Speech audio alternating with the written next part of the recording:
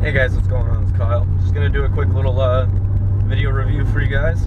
And I couldn't remember if I did a review of the sound of like road noise and stuff like that for the Evo. Might have been for the Ralliart. I'm not 100% sure. That's the problem with owning three cars that look exactly the same way inside. So I'm just gonna do a little review on that right now. I had a guy ask me on online what I felt of the road noise, whether or not I was happy with my choice to go from a Ralliart to an Evo, especially in such a quick succession, and whether or not these cars are awesome in winter. They're alright. I'm not mad at it, that's for sure. But yeah, so I'll start with the road noise. It's different between the GSR and the MR, and it also was between my GT and this. My GT was good for road noise, like it blocked everything out. Like I like listening to music anyway when I drive most of the time. If not, I'm listening to the engine or something like that. So I like being able to hear something. So I'm kind of weird like that, I guess. Like I like hearing my turbo. I like hearing my like the airflow and all the mechanical noises. It helps me diagnose things. So I like a car that'll actually give me that. But as for other cars going by, you can't hear them unless they're like flying by going like mock chicken, or you're parked on the side of the road or something. You can then hear it. It's not a luxury car by all means, it's a sports car. So you get what you pay for, right? This I paid a lot for just because of my financial decisions with my Ralliart. Kind of dipped me over for this. But I don't regret it at all. Like going from the Ralliart to the Evo, it's awesome. Like I like the Ralliart, it was a lot of fun to drive. If it was a manual, I'd probably still have that car, just because I could build it. I had a platform, it had the all-wheel control, it had the speed, it had the turbo. All I had to do was like put a few parts on it and make it a beast. Well, on the Lancer, which I wanted to do, I didn't have a very good platform. It was front-wheel drive. It didn't have any good performance aspects to it. So because it didn't have those aspects, that's why I originally went to the Ralliart. And I looked at it, and I couldn't afford an Evo for long anyway. Like when I bought the Evo, I couldn't afford it. Nobody can ever afford an Evo unless you're rich and you just buy it straight out. But I couldn't float long enough in order to get farther in my job. Like my job is the only reason why I was able to get the Evo, because I have a set income every single month. So I know what I'm going to be getting in, and in my budget, I couldn't survive long enough at my pay rank to get it at that time. So that's why I didn't get it. And then I got the Ralliart. For some reason, like I'm weak when it comes to going to a car dealership. Like nobody should ever let me go to a car dealership by myself. It's just not gonna end well at all. So I got the Ralliart, and I wouldn't say I regretted it right away, but I definitely felt the doubt in my mind. I was like, you know what, that was kind of dumb. And I felt that about the Ralliart. The Evo, no. It was like, wow, this is really expensive and stupid, but fuck it, I love it.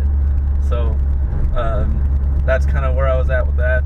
I love this car to bits. Like it's awesome. I love every aspect of it. Like I love the manual transmission, and that's why I got the GSR and not the MR. This is the GSR with the handling package. So up here in Canada, it's almost as expensive as the MR because it's got all the performance aspects to it, and whereas the MR is more of a tech kind of car. So back to the road noise, when you get the MR, that's what you're getting. You're paying for the more luxury edition of the Evo, the more technologically advanced. So you got like the nicer interior altogether. You have better sound dampening, and like I have a sub in my car that I put in myself, which is horribly done, I'll tell you that right now. So it rattles a lot, and the trunk isn't made to have that sub there, whereas the MR is made to have that sub there, so it has a lot better sound dampening qualities and a lot less vibration dampeners too, or a lot more vibration dampeners, sorry. So it doesn't rattle at all.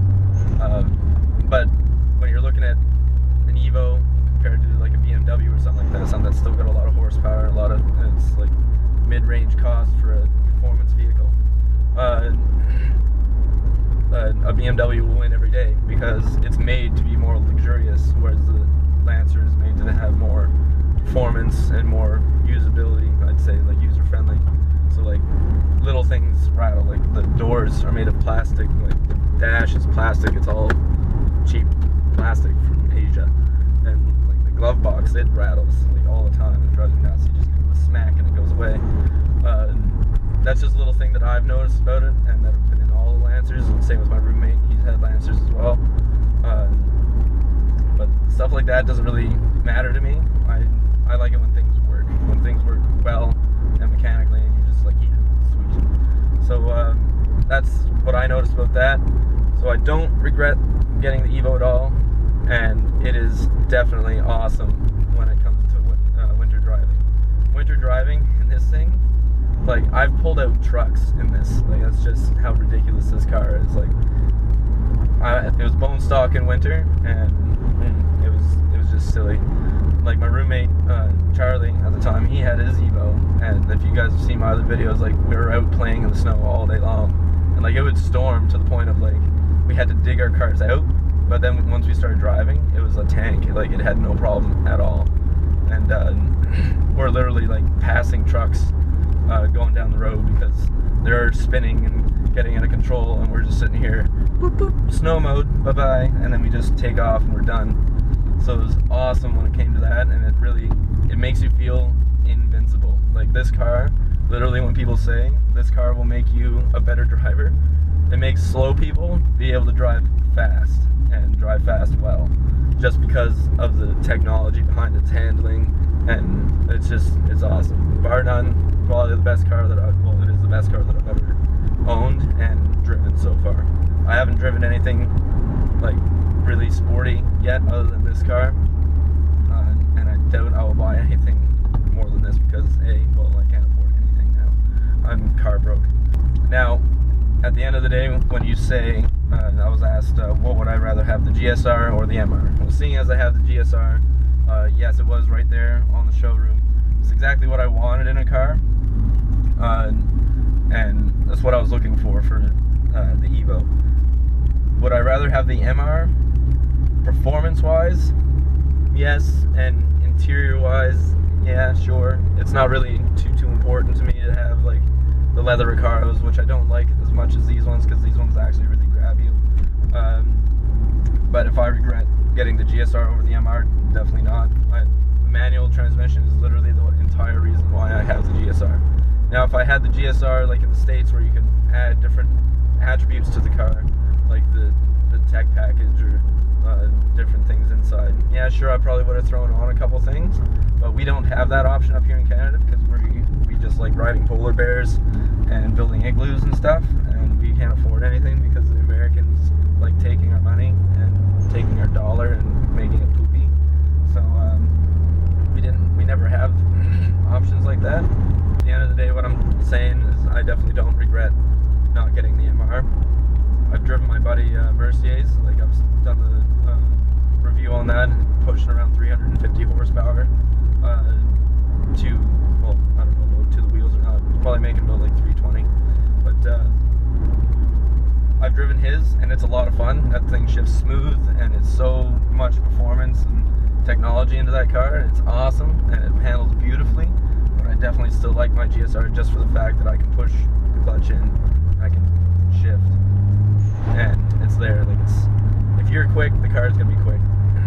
Some people, when they're racing, yeah, sure, you're not gonna be able to beat a twin clutch that's shifting in like a thousandth of a second or something silly like that. But you can still compete. Like, I've beaten Mercier in races every time. There hasn't been one that I've lost yet. On the long strip, yeah, okay, he'll win because he's got more power, but I always win off the start for some reason. But that's just me. That's just driver error. There's nothing else after that. Other than that, guys, I really don't have anything to say on it. Road noise, not bad. It's also a sports car. It's not a luxury vehicle, so it doesn't have any sound dampening. Winter driving is freaking dope. Like, if you guys watch any video of Evo in winter, he's never having a problem. And like, I was literally pushing snow, like going through like 3 to 4 feet of snow with this, and I actually pushed my way out of a parking lot, and a plow was getting stuck. But he had a 3/4 ton Ford, and no bashing on Ford, guys. Ford I like. He had a 3/4 ton Ford, and he was getting stuck. and he couldn't get me out. So I shoveled myself out to the point where I could get some momentum, and I just went all the way down the hill and had no problems at all.